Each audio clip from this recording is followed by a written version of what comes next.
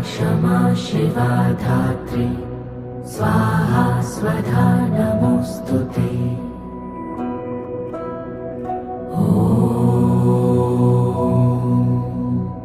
जयन्ती मंगला काली भद्रकाली कपालिनी दुर्गा क्षमा शिवा धात्री स्वाहा स्वधा नमोऽस्तुते।